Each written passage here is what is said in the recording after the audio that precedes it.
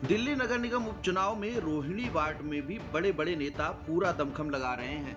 यह seat BJP के लिए कभी आसान नहीं रही, तो इस बार बीजेपी ने यहां अपने बड़े बड़े स्टार प्रचारक मैदान में उतार दिए हैं। आखिर क्या है सीट के समीकरण, देखिए इस रिपोर्ट में। बवाना विधानसभा के वार्ड रोहिणी सीट पर हो रहे नगर निगम उपचुनाव में मुकाबला मुख्यतः 3 प्रत्याशियों के बीच में है। मौजूदा विधायक जय भगवान उपकार बीएसपी के पार्षद थे।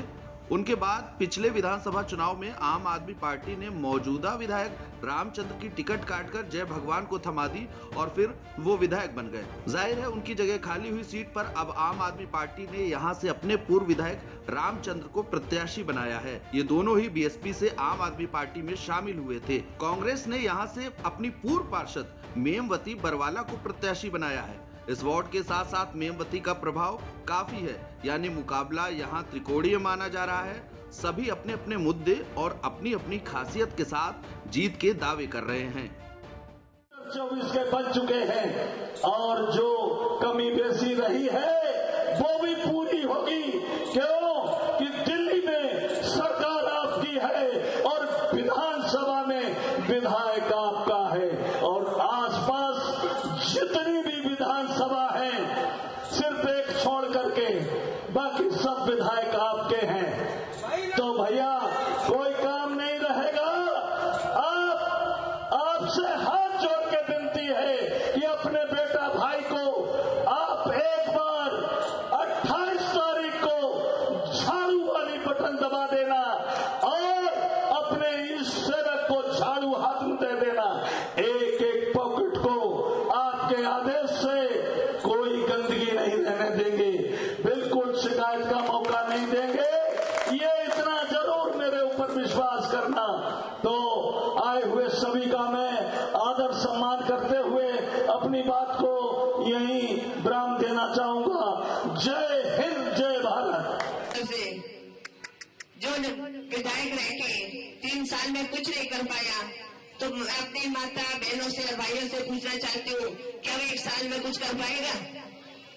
जो 3 साल है, जो किसी को जानता ही नहीं, किसी को देखा ही नहीं कि रामचंद्र कौन है, लेकिन आज वो कहता है कि मैं सीमेंट बनवा दूंगा, मैं नालियां बनवा दूंगा।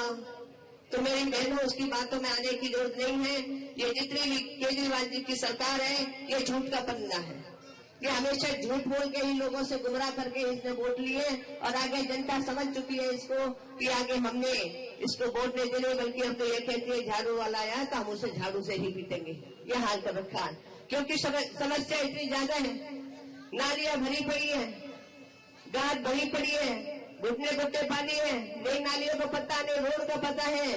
और वहाँ पे सुलभ शौचालय जो महिलाओं के लिए बनवाए थे हमने अपने टाइम में, वो बंद पड़े।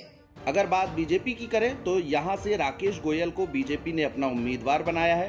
राकेश गोयल पिछले नगर निगम चुनाव में बेहद कम वोटों के अंतराल से हार गए थे, लिहाजा पार्टी ने उन्हें दोबारा मौका दिया है और यही वजह है कि पार्टी के बड़े बड़े नेता और स्टार प्रचारक उनके पक्ष में मैदान में भी उतर आए हैं। हालांकि चुनावी सभा में जहां बहस इलाके की बदहाली और विकास पर होनी चाहिए थी, वहीं बीजेपी का जोर केजरीवाल सरकार और उसके स्थानीय विधायक प्रत्याशी पर है।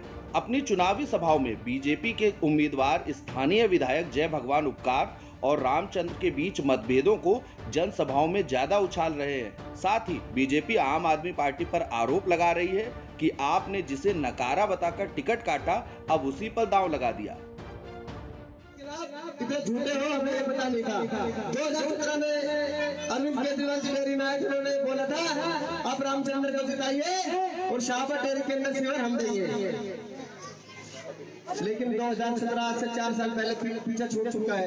आज फिर वो झूठे वादे कर रहे हैं यहाँ पे। लेकिन माता और बहनों, नौजवान साथियों, उसके झूठे वादों में नहीं फंसना आपको, उसके झूठे वादों में नहीं फंसना है। ये चुनाव अरविंद केजरीवाल के नहीं है, ना ही इस चुनाव से अरविंद केजरीवाल पे कोई फर्क पड़ेगा और ना ही मोदी जी पे फर्क पड़ेगा। तो सिर्फ मेरे ऊपर, आपके बच्चे, आपके बेटे, आपके भाई के ऊपर फर्क पड़ने वाला सीधा सीधा। चेहरे में थोड़ी हंसी होनी चाहिए, आपकी चेहरे की हंसी से मुझे भी हंसी आ जाती है और मैं जब हंसता होता विरोधी अपने आप शांत हो जाते हैं। आज मेमवती से मेरे यहाँ से आ रही वोट मांगते हैं, बहन सबों से मिल के बहन जी मुझे भी वोट दे दो, आशीर्वाद दो। बोले बेटा जीता रहे, मुझे इतना ही आशीर्वाद चाहिए था। आज मेमवती बरवाला जी ने मुझे आशीर्वाद दे दिया। बोला विजय भाव। आप सभी के आशीर्वाद से दूसरी पार्टी के मुंह से भी इस बार निकल रहा है जा बेटा विजय भाव।